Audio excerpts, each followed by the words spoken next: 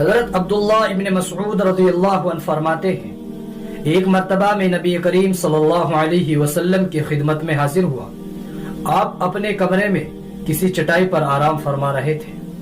میں گیا تو آپ علیہ الصلاۃ والسلام اٹھ کر بیٹھ گئے تو میں نے دیکھا آپ علیہ الصلاۃ والسلام کی پشت مبارک پر یعنی پیٹھ پر چٹائی کے کچھ نشانات پڑ گئے ہیں، جنہیں دیکھ کر میں رونے لگا۔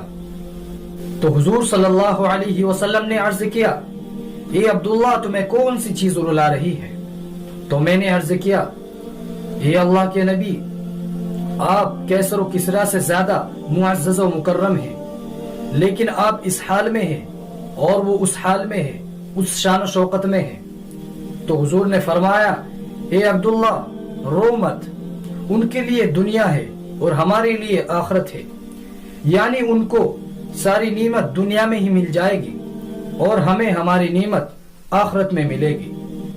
جب سے انسان اس دنیا میں آیا ہے، جب سے ایک جنگ چل رہی ہے، ایک طرف شیطان اور اس کی فوج ہے اور ایک طرف انبیاء اور ان کے ماننے والے ہیں۔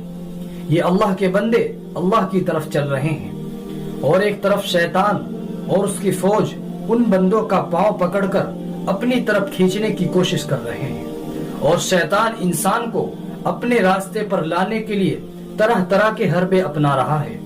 وہ انسانوں سے طرح طرح کے وعدے کر رہا ہے، ان میں تمناؤں کو، آرزو کو، خواہشوں کو بیدار کر کے اپنے راستے پر لانے کی کوشش کر رہا ہے۔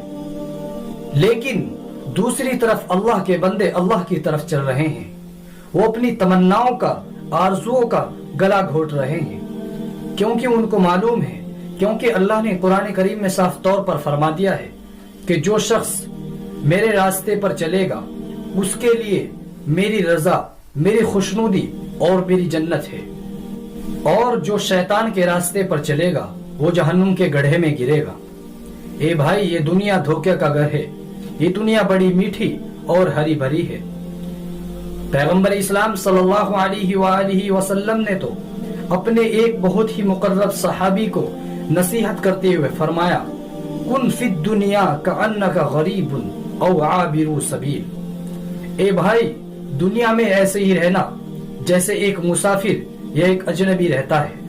اور آپ علیہ الصلاۃ والسلام نے یہ بھی فرمایا کہ اے لوگو، مجھے تم پر فخر و فاقے اور تنگ دستی کا ڈر نہیں، بلکہ مجھے تمہاری آخرت کی فکر ہے، کیونکہ یہ دنیا بہت ہری بھری اور میٹھی ہے۔ یہ دنیا دھوکے کا گھر ہے۔ قرآن کریم میں اللہ تعالیٰ فرماتا ہے، کل من علیہا فان، کہ ہر چیز فنا ہونے والی ہے۔ اے بھائی، اللہ نے ہمیں اس دنیا میں اپنا نائب بنا کر بھیجا ہے تاکہ وہ جان سکے تم میں سے کون کیا کرتا ہے۔ اے بھائی، ذرا غور کیجئے، آپ صلی اللہ علیہ وسلم کی زندگی کو اٹھا کر دیکھیے۔ آپ ساری امت کے سردار ہیں، لیکن آپ پیوند لگا ہوا کپڑا پہن رہے ہیں۔ آپ کے پاس بڑی فوج ہے، آپ کی فوج بڑی بڑی فوج کو شکست دے رہی ہے، لیکن آپ کا حال یہ ہے کہ آپ چٹائی پر سو رہے ہیں، اور اس چٹائی سے ہونے والے نشانات عمر کو رلا رہے ہیں۔ اور جب حضرت عمر نے روتے ہوئے عرض کیا، یا رسول اللہ، آپ اللہ کے نزدیک کیسر و کسرا سے زیادہ معزز و مکرم ہیں، لیکن آپ اس حال میں ہیں، تو حضور نے عرض کیا، اے عبداللہ، ان کے لیے دنیا ہے اور ہمارے لیے آخرت ہے، یعنی ان کو دنیا میں ہی ساری نعمت مل جائے گی اور ہمیں آخرت میں ملے گی۔ اے عبداللہ، کیا تم اس بات پر راضی نہیں کہ ان کو دنیا مل جائے اور ہمیں آخرت مل جائے؟ اے بھائی، یہ دنیا، یہ دولت، یہ شہرت، یہ مکان، یہ تمام چیز برباد ہے، کیونکہ یہ ہمیشہ رہنے والی نہیں ہے۔ دنیا تو اس شخص کا گھر ہے جس کے پاس کوئی اور گھر نہ ہو، دنیا تو اس شخص کے لیے دولت ہے جس کے پاس کوئی اور دولت نہ ہو۔ حضرت اعمش رحمت اللہ علیہ فرماتے ہیں کہ جب ہم پہلے جنازوں میں جایا کرتے تھے تو ہر شخص رو رہا ہوتا تھا، اور رونے والوں کی کثرت اتنی ہوا کرتی تھی، یعنی اتنی تعداد ہوا کرتی تھی کہ ہمیں پتہ ہی نہیں لگتا تھا کہ کس کا عزیز مرا ہے اور ہم کس کی تعزیت کریں۔ یاد رکھیے، وہ سب مرنے والے پر نہیں بلکہ وہ سب اپنے آپ پہ رو رہے ہوتے ہیں۔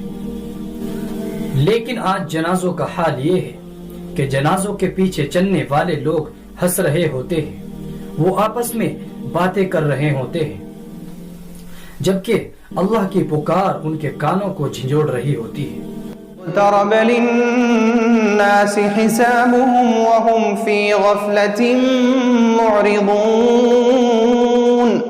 لوگوں کے حساب کا وقت قریب آ چکا ہے، لیکن پھر بھی وہ غفلت میں منہ موڑے ہوئے ہیں۔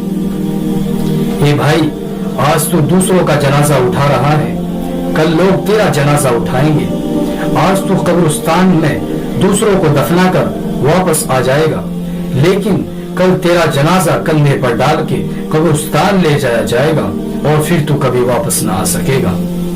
اور یاد رکھنا، موت پر معاملہ ختم نہیں ہو جائے گا، بلکہ اگر موت پر معاملہ ختم ہو جاتا تو موت سب کے لیے راحت ہوتی، بلکہ اصل معاملہ تو یہیں سے شروع ہوتا ہے۔ اگر ہم مر جاتے اور فنا ہو جاتے، ختم ہو جاتے، پھر تو کوئی بات ہی نہیں تھی، لیکن اصل معاملہ تو موت کے بعد شروع ہو جاتا ہے اور پھر سے ہمیں دوبارہ زندہ کیا جائے گا۔